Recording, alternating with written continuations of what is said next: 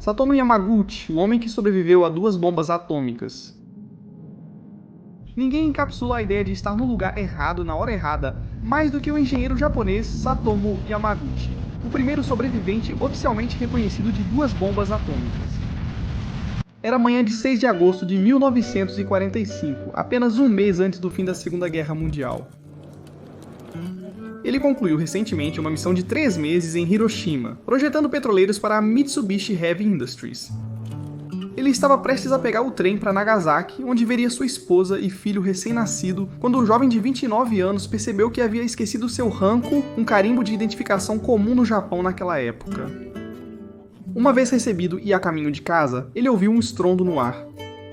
Ao olhar para cima, ele viu um bombardeiro americano B-29 sobrevoando, que enquanto Yamaguchi observava, lançou um pequeno objeto que flutuou até a cidade abaixo, preso a 2 paraquedas.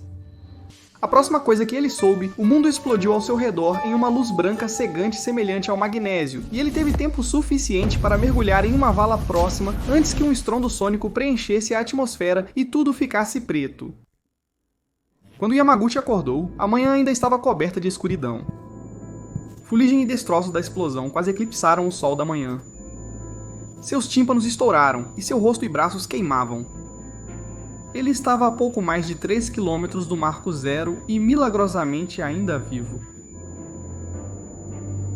Outros não tiveram tanta sorte. Aproximadamente 30% da cidade morreu na explosão e dezenas de milhares seguiram nos meses seguintes. Mais tarde, ele descreveu seus pensamentos após os bombardeios em uma entrevista britânica. Eu vi uma enorme coluna de fogo em forma de cogumelo subindo alto no céu. Era como um tornado, mas não se movia. Mas ele subiu e se espalhou horizontalmente no topo. Havia luz prismática que estava mudando em um ritmo complicado, como os padrões de um caleidoscópio. Primeiro, verifiquei se ainda tinha minhas pernas e se conseguia movê-las. Eu pensei, se eu ficar aqui vou morrer.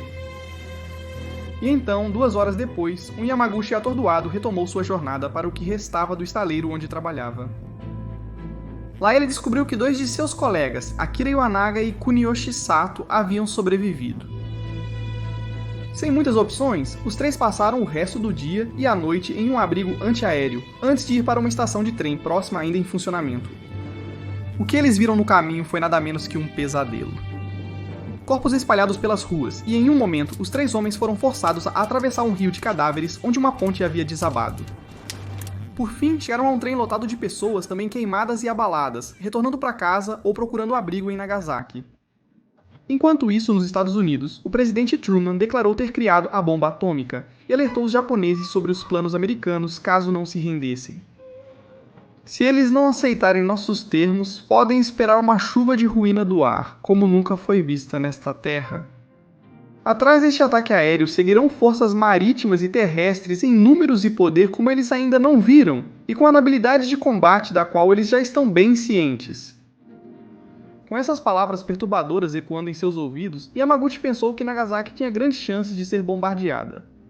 Mas apesar de tudo isso e de tudo o mais que ele havia lidado nas últimas 48 horas, sem mencionar o fato de que estava seriamente ferido, Yamaguchi ainda foi trabalhar no dia seguinte, em 9 de agosto. Incrivelmente, o diretor de sua filial estava irritado com Yamaguchi enfaixado, ferido e ainda assim de alguma forma ainda no trabalho. Ele gritou com ele por perder seus colegas e disse que ele deve ter imaginado que uma única bomba destruiu Hiroshima e que ele tinha enlouquecido um pouco. Imagine ser pego em uma bomba e ser repreendido pelo chefe no dia seguinte. Alguns momentos depois, um familiar flash de luz branca cegante encheu o escritório onde os 2 homens discutiam, e pela segunda vez em 3 dias, o mundo explodiu ao redor de Tsutomu Yamaguchi. Era 11h02 da manhã no dia 9 de agosto, e a segunda bomba atômica acabara de ser lançada em Nagasaki. Mais 70 mil cidadãos japoneses morreram. Yamaguchi confessou que por um instante pensou que a nuvem em forma de cogumelo o havia seguido desde Hiroshima.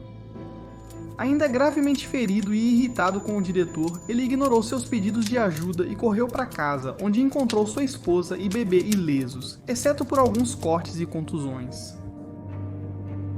Lá, Yamaguchi desmaiou, passando a semana seguinte entre a vida e a morte com febre alta e feridas expostas ardendo. o hospital estava destruído e não havia ninguém para tratá-lo em meio ao caos. Quando ele finalmente acordou, uma semana havia se passado com gritos e aplausos no ar. O Japão anunciou sua rendição em 15 de agosto de 1945. A moralidade e a necessidade de lançar bombas atômicas sobre civis inocentes continuam sendo questionadas e reexaminadas até hoje. A rendição anterior do Japão justificou a perda de vidas nas bombas? Ou foram males desnecessários que deveriam ser considerados crimes de guerra? Os Estados Unidos tinham outras bombas atômicas prontas para serem usadas e estavam aguardando a confirmação de Truman para continuar o ataque apenas 2 dias antes da rendição do Japão, um fato pouco conhecido. Se isso tivesse acontecido, seria difícil aceitar o argumento dos Estados Unidos de que as baixas civis em massa eram necessárias na guerra, e a visão atual sobre o envolvimento americano seria bem diferente. Os efeitos abrangentes das bombas e da radiação subsequente ainda afetam a saúde das crianças e netos dos sobreviventes hoje. Tragicamente, o filho de Yamaguchi faleceu de câncer aos 59 anos, como resultado da exposição quando bebê, e muitos outros sofreram de forma parecida. Yamaguchi sobreviveu ao filho e a maioria dos outros sobreviventes de Hiroshima e Nagasaki, mas ficou surdo do ouvido esquerdo e envolto em bandagens nos anos seguintes. Aos 88 anos, a esposa de Yamaguchi morreu de insuficiência renal e hepática por envenenamento radioativo. Com o passar do tempo, ele desenvolveu catarata e leucemia aguda. Apesar disso, Yamaguchi viveu até os 93 anos antes de sucumbir ao câncer de estômago em 2010. Os sobreviventes das bombas de Hiroshima e Nagasaki, conhecidos como Hibakusha, recebiam do governo japonês apoio, subsídios e assistência médica gratuita. Inicialmente, Yamaguchi foi reconhecido apenas como um sobrevivente do bombardeio de Nagasaki, com o qual ele estava bem. Porém, mais tarde na vida, ele decidiu que seu status precisava ser oficialmente reconhecido para poder contar aos jovens a terrível história dos bombardeios atômicos. Um documentário de 2016 encontrou 165 pessoas que sobreviveram a ambos os bombardeios, mas Sadoma Yamaguchi é a única anteriormente reconhecida pelo governo japonês após solicitar duplo reconhecimento em janeiro de 2009 e ter sido oficialmente reconhecido como sobrevivente duplo 2 meses depois, em março. Nos anos seguintes, quando questionado sobre os bombardeios, ele diria: poderiam ter feito seu ponto soltando uma única bomba. Acho que eles estavam com pressa para mostrar sua superioridade. Seria uma coisa se tivessem usado em um campo de batalha, mas sabiam que mataria mulheres, crianças e bebês. Como eles puderam fazer isso? Embora hoje chamemos Sadoma Yamaguchi de o homem mais sortudo da história, talvez seria melhor conhecê-lo como o homem de sorte mais azarado, pois ele viu horrores que muitos de nós não poderíamos sequer imaginar enfrentar.